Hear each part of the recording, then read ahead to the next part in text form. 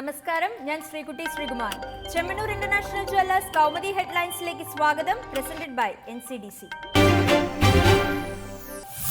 പ്രതിപട്ടികയിൽ മുൻ ചെയർമാനും ആൻഡ്രിസ് ദേവാസ് ഇടപാടിൽ മുൻ ISRO ചെയർമാൻ G. മാധവൻ നായരെ പ്രതി ചേർത്ത് CBI കുറ്റപത്രം. 2005-ൽ മാധവൻ നായർ ചെയർമാനായിരിക്കെ ഒപ്പിട്ട കരാറിലൂടെ ഇന്ത്യക്ക് കോടികളുടെ നഷ്ടമുണ്ടായെന്ന് CBI കണ്ടെത്തൽ. കരാർ റദ്ദാക്കിയതിന്റെ പേരിൽ ദേവാസിന് 6700 കോടിയോളം രൂപ നഷ്ടപരിഹാരം നൽകാൻ ഇന്ത്യ ബാധ്യസ്ഥരാണെന്ന് അന്താരാഷ്ട്ര തർക്കപരിഹാര കോടതി ഉത്തരവിട്ടിരുന്നു. വിധിക്കെതിരെ അപ്പീൽ നൽകുന്ന കാര്യം കേന്ദ്ര സർക്കാരിന്റെ പരിഗണനയിലിരിക്കെയാണ് CBI കുറ്റപത്രം. CBIയെ സ്വാഗതം ചെയ്ത് രണ്ടാം മാറാട് കൂട്ടക്കൊല കേസിൽ അന്വേഷണം ഏറ്റെടുക്കാമെന്ന CBI നിലപാട് സ്വാഗതം ചെയ്ത് ലീഗ്. കലാപത്തിന് തീവ്രവാദ ബന്ധമുണ്ടെങ്കിൽ അത് പുറത്തു വരണമെന്ന് PK കുഞ്ഞാലിക്കുട്ടി.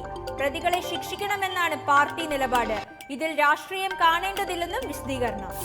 മുൻ നിലപാടിൽ നിന്ന് വ്യത്യസ്തമായി കേസ് അന്വേഷണം ഏറ്റെടുക്കാമെന്ന് CBI അറിയിച്ചത് ഹൈക്കോടതിയിൽ നൽകിയ സത്യവാങ്മൂലത്തിൽ.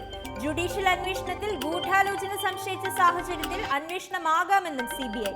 തീരുമാനത്തെ സ്വാഗതം ചെയ്ത് മുൻ ആഭ്യന്തരമന്ത്രി രമേശ് ചെന്നിത്തല. മാണിക്ക് പിന്നാലെ മുന്നണികൾ. കേരള കോൺഗ്രസിനായി 3 മുന്നണികളും പിടിമുറുക്കുമ്പോഴും നിലപാടിലുറച്ച് KM മാണി. UDF വിട്ട തീരുമാനത്തിൽ മാറ്റമില്ല. മുന്നണിക്ക് പ്രസക്തി ഉണ്ടെങ്കിലും ഒറ്റയ്ക്ക് നിൽക്കാനാണ് തീരുമാനം. പാർട്ടിയെ മുന്നണിയിലേക്ക് ക്ഷണിച്ചതിനെ സ്വാഗതം ചെയ്യുന്നുവെന്നും മാണി. അതേസമയം മുന്നണി വിട്ടുപോയതിന്റെ നീരസം പുറത്തുകാട്ടി ജോസഫ് വിഭാഗം.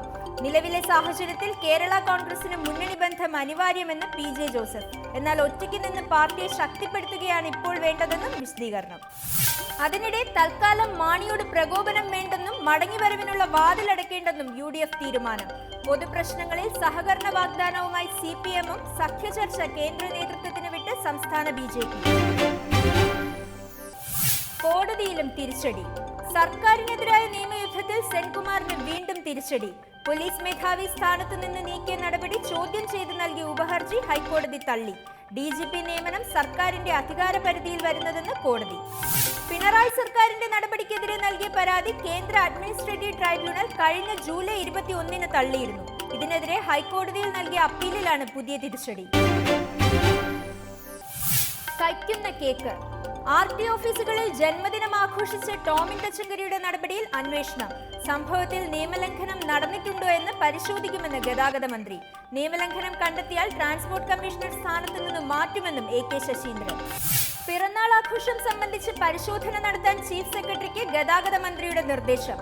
അതിനിടെ ട്രാൻസ്പോർട്ട് കമ്മീഷണറെ വിമർശിച്ച് നേതാക്കൾ രംഗത്ത്. ടോമിൻ തച്ചങ്കരിക്ക് കൊമ്പുണ്ടോ എന്ന് രമേശ് ചെന്നിത്തല. നടപടി ഊളത്തരമെന്ന് PC ജോർജ്. ഇനി ഇന്നത്തെ സ്വർണം വെള്ളി നിരക്കുകൾ.